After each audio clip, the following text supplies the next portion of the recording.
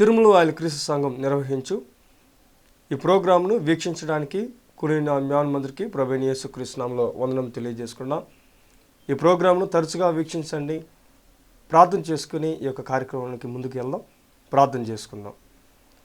పరలోకమందున మా తండ్రి, కృపా కనికరం గల దేవ, మీకు స్తుతులు స్తోత్రం చెల్లిస్తున్నాం. మా తండ్రి, తిరుమల ఆయిల్ క్రీస్తు సంఘం తరపున మీరు నిర్వహించు ఈ ప్రోగ్రాంను మా తండ్రి మీరు ఆశీర్వదించి నడిపిస్తున్నందుకు స్తోత్రములు. మీ వాక్యం ధ్యానం చేయడానికి ఇలాంటి ధన్యకరమైన జీవితమును మాకు ప్రసాదించినందుకు స్తోత్రం చెల్లిస్తున్నాం. మాలో ఉండి మాతో ఉండి మా తండ్రి మీ కార్యక్రమం జయప్రదంగా నడిపించవలసిందని, మా అపరాధం దయతో క్షమించవలసిందని మా ప్రభువును రక్షకుని యేసుక్రీస్తు నామములో అడుగుచున్నాం మా తండ్రి. ఆమేన్. ఈ సమయంలో మనము గ్రంథంలో నుండి కొన్ని విషయాలను మనం ఆలోచన చేయడానికి మనం ముందుకు సాగుదాం. అదేంటంటే రాజ్యము, ది కింగ్డమ్ అనే విషయాలు మనం చూడబోతున్నాం. చాలా మనం అనేకమైన విషయాలు గ్రంథం నుండి మనం చదువుకుంటూ ఉన్నాం. చాలా సంతోషమైన విషయము. అయితే రాజ్యము అనే విషయాన్ని మనము చూడబోతున్నాం. కింగ్డమ్, రాజ్యం అనగానేమి? What is the meaning of the Kingdom? ఈ రాజ్యం అనే పదానికి మనం ఆలోచన చేసినప్పుడు గ్రంథంలో హెబ్రీ భాషలో ఏమన్నారంటే మమ్లాఖావ్ అని చెప్పారు. హెబ్రీ భాషలో మమ్లాఖావ్ అన్నారు. గ్రీక్ భాషలో ఏమన్నారంటే మనము దీన్ని బ్యాసిలియా అనే పదంను చెప్పినట్లుగా మనం చూస్తున్నాం. కాబట్టి ఈ గ్రంథంలో ఆలోచన చేసినప్పుడు రాజ్యము అనగా ఏలుబడి, రాజ్యము అనగా అధికారము చూపిస్తున్నది లేక ప్రభుత్వం చూపిస్తున్నది. రాజ్యము అన్నప్పుడు ద కింగ్డమ్ అనే విషయాలు మనము చదువుకుంటున్నాం. ఈ రాజ్యం అనే పదము గనుక మనము గ్రంథంలో చూసినట్లయితే దాదాపు 342 సార్లు గ్రంథంలో దాఖలు చేయబడడం జరిగింది. రెండోది ఆలోచన చేసినప్పుడు రాజ్యములు అనే పదములు కూడా గ్రంథంలో దాఖలు చేయబడడం జరిగింది. ఆ విషయాలు 57 సార్లు గ్రంథంలో దాఖలు చేయడం జరిగింది. కాబట్టి రాజ్యము గురించి మనం ఈరోజు చదువుకోబోతున్నాం. జాగ్రత్తగా మనం చదువుకుందాం. మీరు జాగ్రత్తగా గ్రంథాన్ని పరిశీలన చేసి మనం ముందుకు సాగుదాం. రాజ్యము అనే విషయాలు మనం చూస్తున్నాము. ఈ రాజ్యము అనే విషయాలు చూసినట్లయితే ది రైన్, డొమినియన్ అనే పదాలు ఆంగ్ల భాషలో వాడినట్లుగా మనం చూస్తున్నాం. అది ఏలుబడిని చూపిస్తున్నది. క్రొత్త నిబంధనలో రాజ్యము అనేక పదములు దాదాపు 6 సందర్భాలలో కనిపిస్తున్నది. రాజ్యం అనేది గ్రంథంలో మనము జాగ్రత్తగా క్రొత్త నిబంధనలో ఆలోచన చేసినట్లయితే రాజ్యము దాదాపు 6 సందర్భాలలో కనిపిస్తున్నది. నంబర్ 1, పరిశుద్ధ గ్రంథంలో మనం చూసినట్లయితే మత్తయి సువార్త 4వ అధ్యాయం 8వ వచనంలో అపవాది మిగుల ఎత్తైన కొండ మీదకి ఆయనను తోడుకొని పోయి ఈ లోక రాజ్యములన్నిటినీ వాటిని మహిమను ఆయనకు చూపెను. వాస్తవానికి ఇక్కడ మనం చూసినట్లయితే అపవాది ఆయనను ఇక్కడ ఒక సందర్భము మనకు కనిపిస్తున్నది. ఆ రాజ్యం గురించిన మాట ఇక్కడ సందర్భము కనిపిస్తున్నది. ఇక్కడ ఎలాంటి రాజ్యం గురించి ఇక్కడ చెప్పాడంటే భౌతికమైన రాజకీయమైన ఏలుబడిని చూపిస్తున్నది. భౌతిక సంబంధమైన రాజ్యము. ప్రభువైన యేసుక్రీస్తు గారిని అపవాది శోధకుడు వచ్చి అక్కడ భూలోకంలో కనిపించే అన్ని రాజ్యముల గురించి ఆయన తెలియజేసినట్లుగా మనం చూస్తున్నాం. The Satan showed him all the kingdoms of the world అని చూస్తున్నాం. నెంబర్ 2, రెండో సందర్భంలో మనం ఆలోచించేద్దాం. 6 సందర్భములన్నీ మనం ఆలోచన చేస్తున్నాం. దానిలో రెండో సందర్భము రాజ్యానికి సంబంధించిన సందర్భంలో రెండోదిగా ఈ రాజ్యంను ఎక్కడ వాడారంటే పరిశుద్ధ గ్రంథంలో మత్తయి సువార్త 8వ అధ్యాయం 12వ వచనము. ఇక్కడ మనం చూసినట్లయితే రాజ్య సంబంధులు వెలుపటి చీకటిలోనికి త్రోయబడుదురు అని చెప్పడం మనం చూస్తున్నాం. ఇక్కడ రాజ్య సంబంధులు అంటే the sons of the kingdom అన్నాడు. The leaders of the Jews nations who rejected Christ. ఇజ్రాయేలీలు, యూదులు ఈ 2 దేశములలో కనిపించే నాయకులు ఎవరైతే క్రీస్తుని విసర్జించారో వారిని చూపించినట్లుగా మనం ఇక్కడ చూస్తున్నాము. మూడోది, నెంబర్ 3, థర్డ్ పాయింట్ మనం ఆలోచన చేసినప్పుడు మత్తయి సువార్త 12వ అధ్యాయము 28వ వచనంలో మనం గ్రంథం కనుక ఆలోచన చేసినట్లయితే దేవుని యొక్క ఏలుబడిని గురించి ఇక్కడ మనం చదువుకుంటున్నాం. దేవుని యొక్క ఏలుబడి దేవుని యొక్క అధికారాన్ని సూచించడానికి ఉపయోగింపబడినట్లుగా మనం చూస్తున్నాం. నేను దేవుని ఆత్మ వలన దయ్యములను వెళ్ళగొట్టిన పక్షమున నిశ్చయముగా దేవుని రాజ్యము మీ వద్దకు వచ్చి ఉన్నది అని తెలియజేశాడు. ఇక్కడ వాడబడిన విషయము ఆలోచించేసినట్లయితే అధికారాన్ని సూచిస్తున్నది, ఏలుబడిని సూచిస్తున్నది. ఇక్కడ దేవుని యొక్క ఏలుబడి అని మనము కనుక ఇక్కడ చూస్తున్నాము. ఇది మూడోది. నాలుగోది పాయింట్ ఆలోచించేసినప్పుడు భూమి మీద దేవుని ప్రత్యేకమైన ఏలుబడిని సూచించే, సంఘాన్ని సూచించే వాడబడినట్లుగా మనం చూస్తున్నాం. దేవుని యొక్క ప్రత్యేకమైన ఏలుబాటు, అధికారము ఇక్కడ మనం చూస్తున్నాము.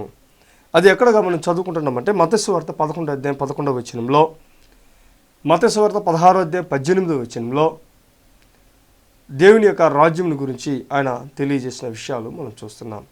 ప్రత్యేకంగా ఆయన సంఘమును ఏలుబాటును గురించి మనం చదువుకుంటున్నాం. దాని తర్వాత యోహాను సువార్త 3వ అధ్యాయం 5వ వచనంలో, కొలస్సీ 1:13లో ఇవన్నీ కూడా మనం చదువుకుంటున్నాం.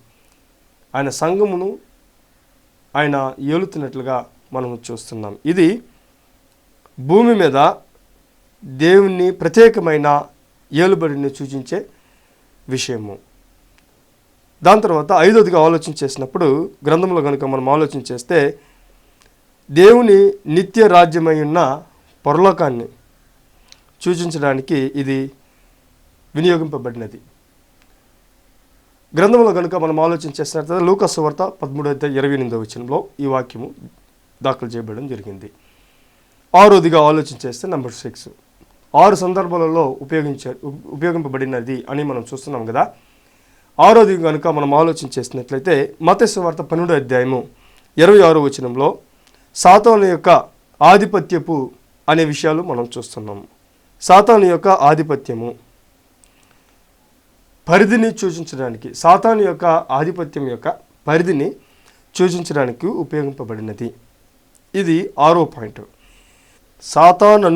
సాతానును వెళ్ళగొట్టిన ఎడల తనకు తానే వేరుపడును, అట్లయితే దాని రాజ్యము ఎలాగూ నిలుచును అని గ్రంథంలో మనం చదువుకుంటున్నాం. 6వ పాయింట్లో మత్తయి సువార్త 12:26లో ఈ వాక్యము దాఖలు చేయబడడం జరిగింది. ఈ విషయాన్ని మనం చూసినట్లయితే సాతాను యొక్క ఆధిపత్యపు పరిధిని సూచించడానికి ఈ రాజ్యం అనే పదము వాడబడినట్లుగా చూస్తున్నాం. ఈ 6 సందర్భాలలో రాజ్యాన్ని గురించి వివరించడము గ్రంథంలో మనం చదువుకుంటున్నాం. వాస్తవానికి గ్రంథంలో మనం ఆలోచన చేసినట్లయితే పాత నిబంధనలో దేవుడని యెహోవా ఏలుక చేయుచున్నాడు, దేవుని యొక్క ఏలుబాటును, అధికారాన్ని చూపిస్తున్నది. పరిశుద్ధ గ్రంథంలో కనుక మనం ఆలోచన చేసినట్లయితే నిర్గమకాండము 15వ అధ్యాయం 18వ వచనంలో యెహోవా నిరంతరము ఏలువాడు అనే గ్రంథంలో దాఖలు చేయడం జరిగింది. యెహోవా నిరంతరము ఏలువాడు. ఇర్మియా గ్రంథము 10వ అధ్యాయం 10వ వచనంలో కనుక మనం ఆలోచన చేసినట్లయితే యెహోవాయే నిజమైన దేవుడు, ఆయన జీవము గల దేవుడు. యెహోవాయే నిజమైన దేవుడు, ఆయన జీవము గల దేవుడు, సదాకాలము ఆయనే రాజు, సదాకాలము ఆయన రాజు. దేవుడైన యెహోవా రాజుగా ఉన్నట్లుగా మనం చూస్తున్నాం. కాబట్టి పాత నిబంధనలో ఆలోచన చేసినట్లయితే నిరంతరము రాజుగా యెహోవా దేవుడైన మనకి కనిపిస్తున్నట్లుగా చూస్తున్నాము. కాబట్టి రాజ్యము గురించి ఆలోచన చేసినప్పుడు కీర్తన గ్రంథము 10వ అధ్యాయం 16వ వచనంలో నిరంతరము రాజుగా ఉన్న యెహోవా దేవుని గురించి మనము గ్రంథంలో మనం చదువుకుంటున్నాం. కాబట్టి పాత నిబంధనలో దేవుడైన యెహోవా ఏలికను గురించి మనం ఆలోచన చేస్తున్నాం.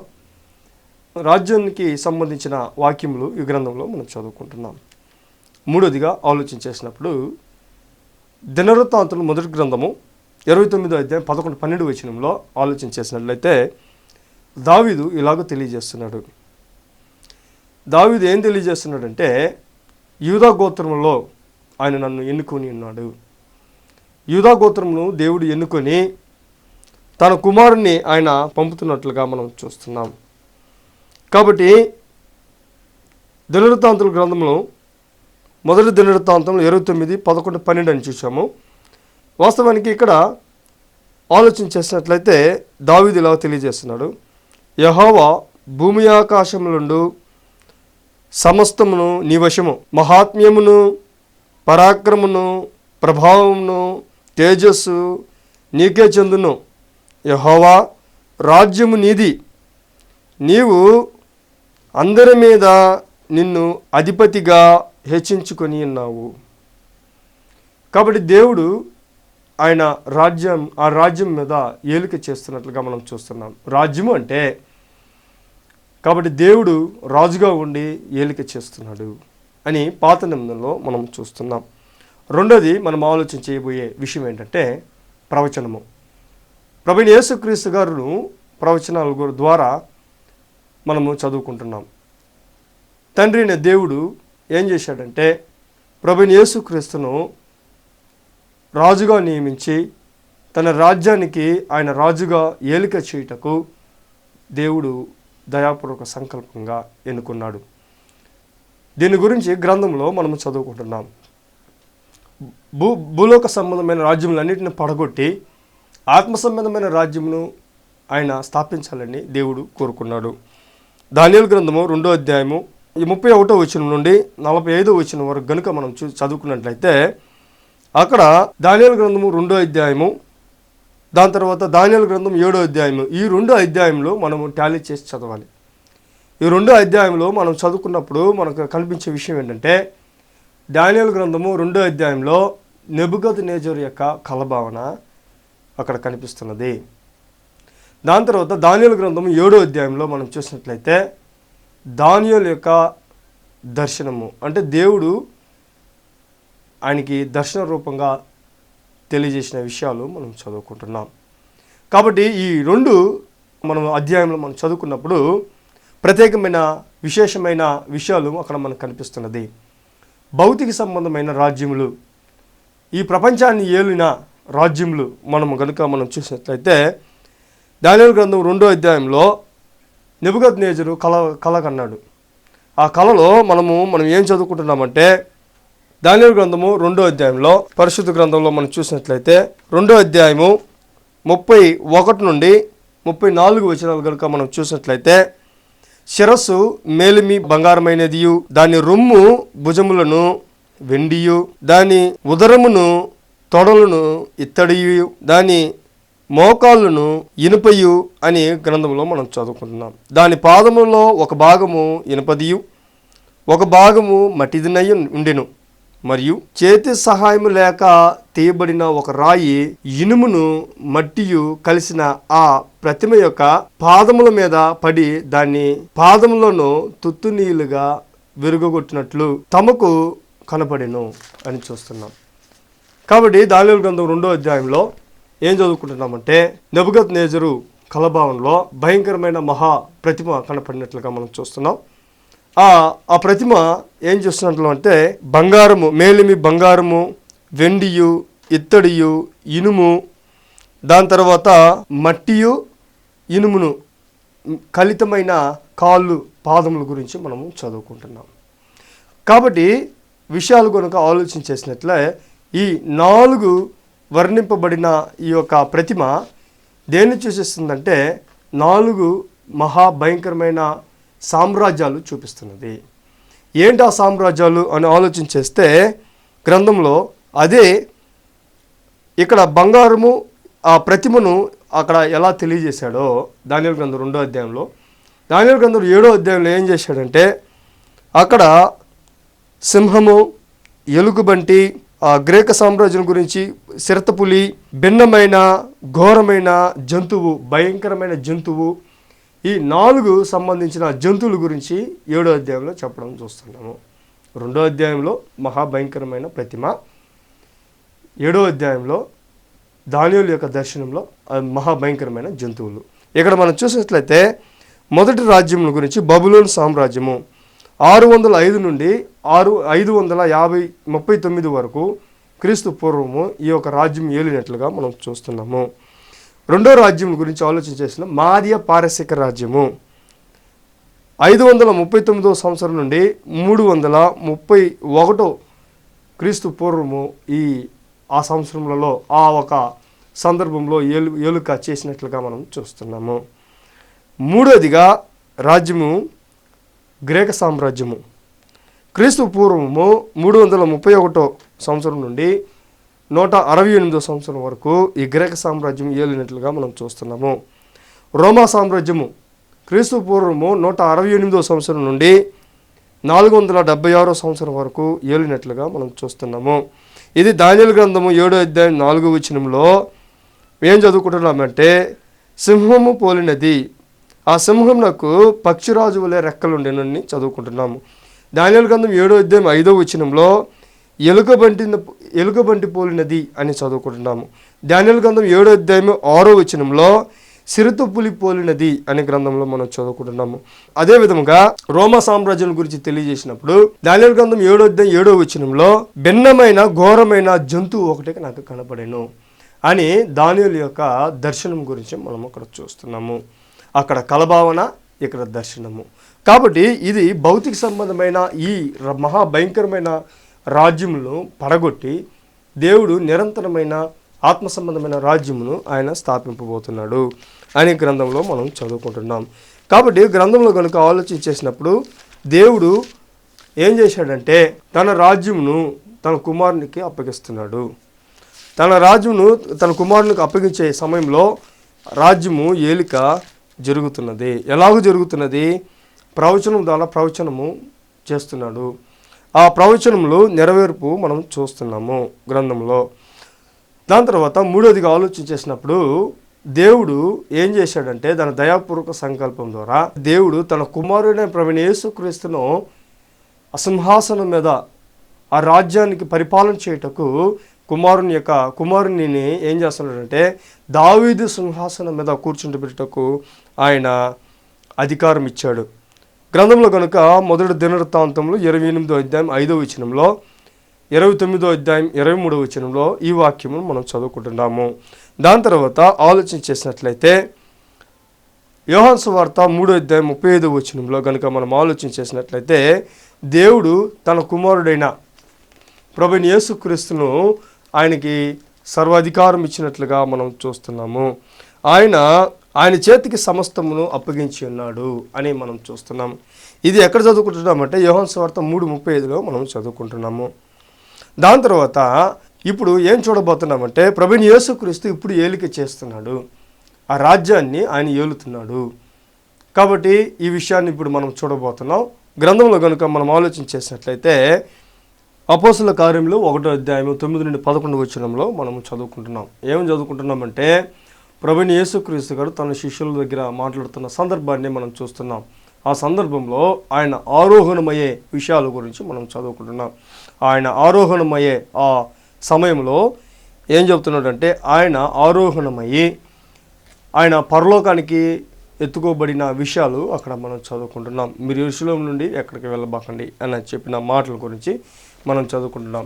ప్రభువైన యేసుక్రీస్తు గారు అంటే అపోస్తలుల కార్యం 1వ అధ్యాయము 9 నుండి 11 వచనాల్లో మనము చదువుకున్న విషయాలు మనం చూస్తున్నాం. అక్కడ ఏం తెలియజేస్తారంటే పరిశుద్ధ గ్రంథంలో ఆయన శిష్యుల దగ్గరికి మాట్లాడుతూ ఆయన చెప్పుచున్న మాటలు మనము చూస్తున్నాము. అపోస్తలుల కార్యములు 1వ అధ్యాయము 9 నుండి విషయాలు దాఖలు చేయడం మనం చూడండి. ఈ మాటలు చెప్పి వారు చూచుచుండగా ఆయన ఆరోహణమైనను. అప్పుడు ఒక మేఘము వచ్చి వారి కన్నులకు కనపడకుండా ఆయనను కొనిపోయాను. ఇక్కడ మనం చూస్తున్నాము ఆయన వెళ్ళుచుండగా వారు ఆకాశం వైపు తేరి చూచుచుండరి. అప్పుడు తెల్లని వస్త్రములు ధరించుకుని 2 మనుషులు వారి యొద్దకు నిలిచి, గలిలయ మనుషులారా, మీరు ఎందుకు నిలిచి ఆకాశం వైపు చూచుచున్నారు? మీ యొద్ద నుండి పరలోకమునకు చేర్చుకొనబడిన యేసే ఏ రీతిగా పరలోకమునకు వెళ్ళుట మీరు చూచితిరో ఆ రీతిగానే ఆయన తిరిగి వచ్చునని వారితో చెప్పాను. కాబట్టి మరలా ప్రభువైన యేసుక్రీస్తు గారు వస్తారు అని గ్రంథంలో దాఖలు చేయడం మనం జరిగింది. కాబట్టి ఇక్కడ మనం ఏం చూస్తున్నామంటే ఇక్కడ విషయాల గురించి ఆలోచన చేస్తున్నాం. ఆయన రాజ్యాన్ని ఏలుటకు పరలోకమునందు దేవుని యొక్క కుడిపార్శ్వమున కూర్చున్నట్లుగా మనము గ్రంథంలో మనం చదువుకుంటున్నాం. దాని తర్వాత ఆలోచన చేసినట్లయితే గ్రంథంలో మార్క్స్ వార్త 9వ అధ్యాయం 1వ వచనంలో మనం ఆలోచన చేసినప్పుడు దేవుడు, తండ్రి అనే దేవుడు తన కుమారునికి రాజ్యాన్ని అప్పగించే సమయంలో మనం ఆలోచన చేసినప్పుడు ప్రభువైన యేసుక్రీస్తు గారు భూమి మీద ఉన్నప్పుడు ఆయన చెప్పిన మాటలు మనము చూస్తున్నాము. దేవుని యొక్క రాజ్యము బలముతో వచ్చుట మీరు చూచు వరకు మరణము రుచి చూడరని మీతో నిశ్చయముగా చెప్పుచున్నానని మార్క్స్ వార్త 9వ అధ్యాయం 1వ వచనంలో మనం చదువుకుంటున్నాం. అక్కడ ఉన్న కాలంలో ఆ సందర్భంలో ఎవరైతే బ్రతికి ఉన్నారో వారు అందరూ కూడా ఏం చేస్తున్నారంటే ప్రభువైన యేసుక్రీస్తు గారు చెప్పిన మాటలు జాగ్రత్తగా వింటున్నారు. ఆయన వెళ్ళిపోయిన తర్వాత, ఆరోహణమైన తర్వాత అక్కడ ఎవరెవరైతే ఉన్నారో దేవుని రాజ్యమును బలముతో వచ్చుట మీరు చూచే వరకు మీరు మరణము రుచి చూడరని మీతో నిశ్చయముగా చెప్పుచున్న మాటలు అక్కడ మనం చూస్తున్నాం. ఈ విషయము ఎక్కడ జరిగిందంటే దేవుని రాజ్యము బలంతో వచ్చుట యోవేలు గ్రంథము 2వ అధ్యాయము 28 నుండి 32వ వచనం వరకు మనం చదువుకున్నట్లయితే అక్కడ చెప్పబడిన విషయాలు ప్రవచనము, పరిశుద్ధాత్మల గురించిన ప్రవచనము ఇక్కడ అపోస్తల కార్యము 2వ అధ్యాయము 1 నుండి 4 వచనాల్లో అక్కడ నెరవేర్చడం జరిగినది. పెంతెకోస్తు అనే పండుగ దినమున పరిశుద్ధాత్మ అపోస్తలుల మీదకి దిగి వచ్చుట మనము చూస్తున్నాము. అక్కడ దేవుని రాజ్యము బలముతో వచ్చిన మీరు చూచే వరకు అక్కడ బలముతో వచ్చినట్లుగా మనము గ్రంథంలో మనం చదువుకుంటున్నాం. దాని తర్వాత తిమోతి రాసిన మొదటి పత్రిక 6వ అధ్యాయం 15వ వచనం కనుక మనం చూసినట్లయితే అపోస్తలుడైన పౌలు ఏం తెలియజేస్తున్నాడంటే దేవుడు ప్రభువైన యేసుక్రీస్తును రాజులకు రాజుగా ఆయన హెచ్చించినట్లుగా మనం చూస్తున్నాము. ఈ విషయం ప్రకటన గ్రంథం 1వ అధ్యాయం 5వ వచనంలో కూడా మనము చదువుకోవచ్చును. దాని తర్వాత ఆయన ఎక్కడి నుండి ఏలిక చేస్తున్నాడు అని ఆలోచన చేస్తే మనం చూసినట్లయితే ఆయన పరలోకంలో నుండి భూమి మీద ఏలిక చేస్తున్నాడు. ఎక్కడ భూమి మీద ఏలిక చేస్తున్నాడు అని ఆలోచన చేసినట్లయితే తన రక్తము చేత ఎవరెవరిని కొన్నాడో వారిని ఆయన ఒక రాజ్యముగాను యాజకులుగాను ఆయన ఏర్పాటు చేసి ఆయన ఏలిక చేస్తున్నాడు. ఇది ఆత్మ సంబంధమైన రాజ్యము. ఆ రాజ్యంలోనికి మనం రావాలంటే ఆ రాజ్యంలో ప్రభువైన యేసుక్రీస్తు గారు స్థాపించిన ఆయన రాజ్యంలో దేవుని యొక్క రాజ్యమును ఏం చేశాడంటే ప్రభువైన యేసుక్రీస్తు రాజుగా ఆయన రాజ్యాన్ని ఏలుతున్నాడు. ఆయన రాజరీకమైన ప్రజలు క్రైస్తవులు. మనమందరము క్రైస్తవులుగా మనం పిలువబడుతున్నాము. క్రైస్తవులుగా ఉండని వారు, ఈ రాజ్య సంబంధులు కాని వారు ఎవరంటే అపవాది యొక్క రాజ్యంలో ఉన్నవారు. అపవాది యొక్క రాజ్యంలో ఈ లోక సంబంధంగా జీవించిన వారు ఏం చేయాలంటే లోక సంబంధంగా రాజ్యంలో ఉన్నవారు ఆత్మ సంబంధమైన రాజ్యంలోనికి చేర్చబడాలంటే అపోస్తల కార్యములు 20వ అధ్యాయం 28వ వచనాన్ని, ప్రకటన గ్రంథం 5వ అధ్యాయము 5 నుండి 11 వచనాలు కనుక మనం ఆలోచన చేస్తే దేవుడు ఏం చేశాడంటే తన కుమారుడైన యేసుక్రీస్తు రక్తము చేత ఆయా భాషలు మాట్లాడే వారి నుండి ఆయా ప్రజల్లో నుండి దేవుడు ఏం చేస్తున్నాడంటే తన కుమారుడైన యేసుక్రీస్తు రక్తం చేత మనుషులను కొని తన కొరకు మనుషులను కొని, అంటే దేవుని కొరకు మనుషులను కొని ఏం చేస్తున్నాడంటే వారిని ఒక రాజ్యముగాను సంఘముగాను ఏర్పరచాను అని గ్రంథంలో చదువుకుంటున్నాం. కాబట్టి రాజ్యము అంటే అక్కడ అపోస్తల కార్యములు 20వ అధ్యాయం 28వ వచనంలో మనం చూస్తున్నాము ప్రభువైన యేసుక్రీస్తు గారి రక్తం చేత కొనబడిన సంఘము అని మనం చూస్తున్నాం. ప్రకటన గ్రంథంలో టాలీ చేసినప్పుడు ఆ రక్తము వలన కొనబడిన వారు ఎవరంటే రాజ్య సంబంధులు. ఆ రాజ్యము సంఘముగాను ఆయన పిలువబడ్డారు. కాబట్టి రాజ్యము అంటే సంఘము అనే గ్రంథంలో మనము చదువుకుంటున్నాము. ఇది అపోస్తల కార్యం 20వ అధ్యాయము 28వ వచనాన్ని, ప్రకటన గ్రంథం 5వ అధ్యాయము 5 నుండి 11 వచనాల్లో మనము చదువుకున్నట్లయితే టాలీ చేసినట్లయితే మనం చూడవచ్చును. ప్రభువైన యేసుక్రీస్తు రక్తం చేత మనం కొంటున్నాడు. అక్కడ రాజ్యముగాను యాజకులుగాను ఆయన ప్రభువైన యేసుక్రీస్తు రక్తం చేత ఏర్పాటు చేశాడు. కాబట్టి మనం ఏం చేయాలంటే ప్రభువైన యేసుక్రీస్తుకు సువార్తకు లోబడి బాప్తిసం తీసుకొని మన పాపం కడిగి వేసుకున్నట్లయితే ఆ రాజ్య సంబంధులుగా ఉంటాము. అలాగ ఉన్నట్లయితే ఆయన రాజ్య సంబంధులను ఏం చేస్తాడంటే మరలా తిరిగి వస్తాడు. ప్రభువైన యేసుక్రీస్తు రెండో రాకడప్పుడు ఆయన వచ్చినప్పుడు ఆయన రాజ్య సంబంధులను ఆయన తీసుకెళ్ళిపోతుంటాడు. అది గ్రంథంలో మనం చదువుకుంటున్నాం. కాబట్టి ఆయన రాజ్య సంబంధులను ఆయన తీసుకొని వెళ్తాడు. ఆయన ఏలిక చేస్తున్న విషయాలు మన గ్రంథంలో మనం చదువుకుంటున్నాము. సంఘం ద్వారా ఆయన ఏలిక చేస్తున్నాడు. ఆయన ప్రభుత్వం, ఆయన అధికారము, ఇవన్నీ కూడా ఆయన ఆధిపత్యము. కాబట్టి దేవుని యొక్క రాజ్యమును ప్రభువైన యేసుక్రీస్తు రాజుగా ఆయన నియమించి ఆయన ద్వారా సంఘమును ఏలుతున్నాడు. ఆయన కుమారుడైన సంఘము ఆయన అంధకార సంబంధమైన అధికారంలో నుండి ఆశ్చర్యకరమైన తన కుమారుని యొక్క రాజ్య నివాసులుగా చేశాను. కొలొస్సీయుల రాసిన పత్రిక 1:13 మనం చదువుకుంటున్నాం. కాబట్టి మనం ఆలోచన చేసినప్పుడు రాజ్య నివాసులు అంటే ఆత్మ సంబంధమైన ప్రజలు, చర్చ్ సంఘము, సంఘస్థులనే దేవుని రాజ్యంగా పిలువబడడం జరిగింది. ఆ రాజ్యమునకు రాజు ఎవరంటే యేసుక్రీస్తు. కాబట్టి ఇది ఇంతవరకు జాగ్రత్తగా విన్నాము. ఈ రాజ్య సంబంధులు ఆయన వచ్చినప్పుడు ఆయన కొనుక్కోబడతారు. కొన్ని అబద్ధ బోధలు కూడా ఉన్నాయి. ఇక్కడ ఏంటంటే ప్రభువైన యేసుక్రీస్తు గారు మళ్ళీ వస్తారు, వచ్చిన తర్వాత 1000 ఏళ్ళు ఆయన పరిపాలన చేస్తాడు. ప్రీమిలినియనిజం అనే పాఠంలోనికి కొంతమంది అబద్ధ బోధలు చేస్తూ ఉంటారు. కాబట్టి గ్రంథంలో కనుక ఆలోచన చేసినట్లయితే ప్రకటన గ్రంథము 20:4 ఆయన మనం చూసినట్లయితే అపవాదిని 1000 సంవత్సరములు 1000 years సంవత్సరంలో ఏం చేస్తుంది, బంధించి సువార్త ప్రకటన కొరకు, అంటే 1000 సంవత్సరములు అనగా ఈ లోకము అంతమయ్యేంత వరకు సాతానును బంధించి ఆయన సువార్త ప్రకటన ముగించేంత వరకు సాతానును బంధించినట్లుగా మనం చూస్తున్నాము. ఈ భావన గురించి మనం చూస్తున్నాం. కాబట్టి ఆ ప్రీమిలియనిజమును అంటే 1000 ఏళ్ళ పరిపాలనని చాలామంది తప్పుగా భావించి మరలా వస్తాడు, ఆయన 1000 సంవత్సరాలు భూమి మీద ఏలుతాడు అనే తప్పు బోధలు చాలామంది చేస్తున్నారు. కనుక మనం ఆలోచన చేసినట్లయితే ప్రభువైన యేసుక్రీస్తు మరలా వచ్చిన తర్వాత ఏం జరుగుతుందో అపోస్తలుడైన పౌలు చాలా విషయాలు దాఖలు చేయడం మనం జరిగినది. గ్రంథంలో కనుక ఆలోచన చేసినట్లయితే తెస్సలోనికీయులకు రాసిన మొదటి పత్రిక 4వ మనం కనుక ఆలోచన చేసినట్లయితే ప్రభువైన యేసుక్రీస్తు రాకడ ఎలా ఉన్నదో అక్కడ తెలియజేశాడు చక్కగా. 4వ మనం చూసినట్లయితే నిద్రించుచున్న వారిని గురించి ఆయన తెలియజేస్తున్నాడు. నిరీక్షణ లేని ఇతరుల వల్ల మీరు దుఃఖపడుగుని నిమిత్తము నిద్రించుచున్న వారిని గురించి మీకు తెలియకుండా నాకు ఇష్టం లేదు అని చెప్పిన తర్వాత యేసు మృతుల నుండి ఎలా లేపబడినో మనం నమ్మిన ఎడల అదే ప్రకారము యేసునందు నిద్రించిన వారిని దేవుడు ఆయనతో వెంట పెట్టుకుని వచ్చును. ఆయన వెంట పెట్టుకుని వస్తాడు. వచ్చిన తర్వాత ఏం జరుగుద్ది అని ఆలోచించేద్దాం. మేము ప్రభు మాటను బట్టి మీతో చెప్పినది ఏమనగా ప్రభు ఆగమను పర్యంతము సజీవమై నిలిచియుండు మనము నిద్రించిన వారి కంటే ముందుగా ఆయన సన్నిధిని చేరము. ఆర్భాటముతోనూ ప్రధాన దూత శబ్దముతోనూ దేవుని బోరతోనూ పరలోకం నుండి ప్రభు దిగి వస్తున్నాడు. వచ్చిన తర్వాత ఏం జరుగుతుంది, క్రీస్తునందుండి మృతులైన వారు మొదట లేతురు. లేచిన తర్వాత ఆ మీదట సజీవులమై నిలిచి ఉండి మనము ఆయనతో కూడా ఏకముగా ప్రభువుని ఎదుర్కొనుటకు ఆకాశ మండలములకు మేఘముల మీద కొనిపోబడదము. కాగా మనము సదాకాలము ప్రభుతో కూడా ఉండుదము. కాబట్టి భూమి ఆకాశంలో గతించిపోతుంది, లయమైపోతుంది.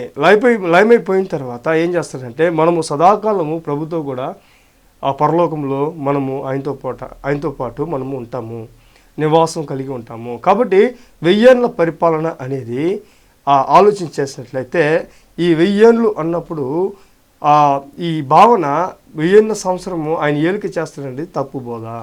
కాబట్టి జాగ్రత్తగా ఆలోచించేసి గ్రంథమును పరిశీలన చేసి మనం ముందుకు సాగాలి. ఇంతవరకు మీరు విన్నందుకు ప్రభువైన యేసుక్రీస్తు నామములో వందనాలు తెలియజేసుకుంటూ అందరికీ వందనాలండి. ప్రార్థన చేసుకుని పరిశుద్ధ ప్రేమగల మా తండ్రి, నాయన సరైన సత్యమైన బోధను మేము వినడానికి ఇచ్చిన అవకాశం స్తోత్రములు. వినిన ప్రతి హృదయంలో మీ వాక్యం ఫలించలాగా సహాయం దయచేయండి నాయన. విత్తిన నేనును మా తండ్రి నాయన జాగ్రత్తగా మీ వాక్యం నాలోను వినిన వారిలోను మా తండ్రి మా వాక్యం ఫలించలాగా సహాయం దయచేయండి. మా ప్రార్థన అయితే క్షమించండి. మీరు మమ్మల్ని నడిపించి మీ రాజ్య నివాసులుగా చేసినందుకు స్తోత్రం చెల్లిస్తూ యేసుక్రీస్తు నామములో ఇచ్చినాం మా తండ్రి. ఆమేన్. వందనాలండి. అందరికీ వందనాలు.